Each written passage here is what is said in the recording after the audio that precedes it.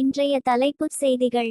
பாம்பன் மீனவர்கள் 14 பேரை கைது செய்த இலங்கை கடற்படை. இலங்கை கடற்படையினரின் தொடரும் அட்டூழியத்தால் ராமேஸ்வரம் மீனவர்கள் கொந்தளிப்பு. ஏப்ரல் 5ஆம் தேதி பிரதமர் மோடி இலங்கை பயணம். தமிழ்நாட்டு மீனவர்களின் பிரச்சினை குறித்து இலங்கை அதிபருடன் பேசி தீர்வு காண்பாரா என எதிர்பார்ப்பு. திருவாரூரில் வீட்டுமனை பட்டா, கலைஞர் கனவு இல்லம் கேட்டு காலையில் மக்கள் கோரிக்கை. மாலையில் நிறைவேற்றி இன்ப அதிர்ச்சி கொடுத்த துணை முதலமைச்சர் உதயநிதி ஸ்டாலின். தமிழ்நாட்டில் 7 இடங்களில் சதமடித்த வெயில். அதிகபட்சமாக ஈரோடு, கரூரில் 102, மதுரையில் 101 டிகிரி ஃபாரன்ஹீட் வெப்பம் பதிவு. புதிய வருமான வரித்துறை சட்டத்தில் அதிகாரிகளுக்கு வானளாவிய அதிகாரம். கண்காணிப்பு வளையத்திற்குள் மக்களை சிக்க வைப்பதாக காங்கிரஸ் குற்றச்சாட்டு.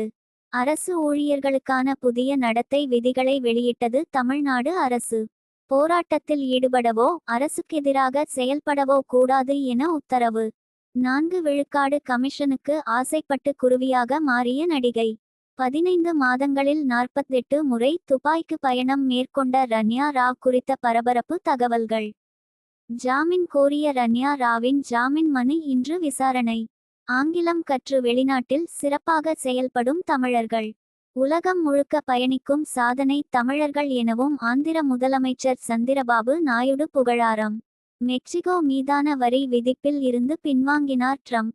ஏப்ரல் 2ஆம் தேதி வரை ஒத்தி வைப்பதாக திடீர் அறிவிப்பு. புதுக்கோட்டை மாவட்டம் கந்தர்வக்கோட்டை அருகே உள்ள கல்லாக்கோட்டையில் செயல்படும் தனியார் மதுபான ஆலையில் அமலாக்கத்துறையினர் விடிய சோதனை. நேற்று மாலை முதல் இரவு முழுவதும் விடிய சோதனையில் ஈடுபட்ட அமலாக்கத்துறையினர் தற்போதும் சோதனையை தொடர்ந்து வருகின்றனர்.